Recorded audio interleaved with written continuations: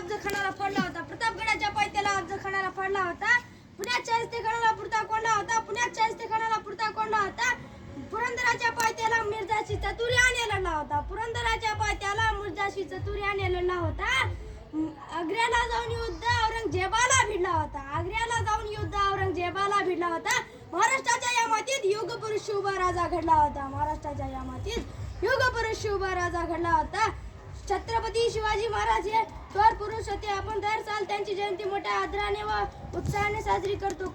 तुम्ही मुले तर त्या दिवशी किती आनंदात असता. त्या महाराजांवर सुंदर सुंदर गाणी म्हणता, पोवाडे म्हणता, त्यांच्या तस्वीरला हार घालता, मोठ्या उत्साहाने छत्रपती शिवाजी महाराज की जय असा महाराजांच्या नावाचा जय जयकार करता. पण कोण बरे आहे शिवाजी महाराज? अशी कोणती मोठी कामगिरी त्यांनी केली? शिवाजी महाराज ज्या काळात होऊन गेले तो काळ मध्ययुगाचा होता. शिवाजी महाराजांचा जन्म 19 फेब्रुवारी 1630 रोजी शिवनेरी किल्ल्याच्या नगरखान्यात सनई चौघडा वाजत होता. अशा मंगल क्षणी जिजाबाईच्या पोटी पुत्र जन्मला. किल्ल्यावर आनंद झाला. बाळाचे बारसे झाले. शिवनेरीवर जन्म झाला म्हणून बाळाचे नाव शिवाजी ठेवले.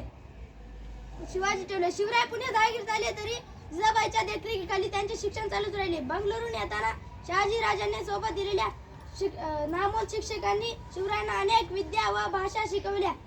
त्या शिवरायांचे लग्न वयाच्या 14व्या वर्षी त्यांच्या आईने सईबाई नावाच्या मुलीसोबत पुण्यातल्या लाल महालात लग्न सोहळा मोठ्या थाटामाटाने साजरा केला.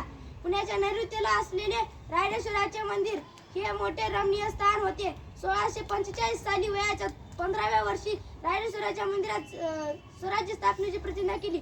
शिवराय तोरणा जिंकून स्वराज्याचे तोरण बांधले. सर्वांनी त्यांचा जय जयकार केला. हिंदवी स्वराज्याची नौबत झडली.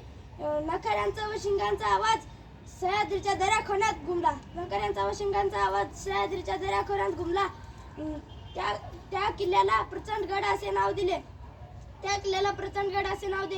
जाता जाता एवढंच बोलतो की दगड झालो तर सह्याद्रीचा होऊ दे, माती झालो तर रायगडाची होऊ दे, तलवार झालो तर भवानी तलवार होऊ दे, वाघ नक्या होऊ दे, आणि पुन्हा माणूस म्हणून जन्म आलोच तर शिव काशीद होऊ दे.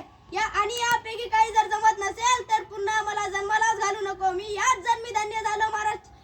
महाराजांच्या या महाराष्ट्र भूमीत जन्म आलो. जय जिजाऊ, जय शिवराय.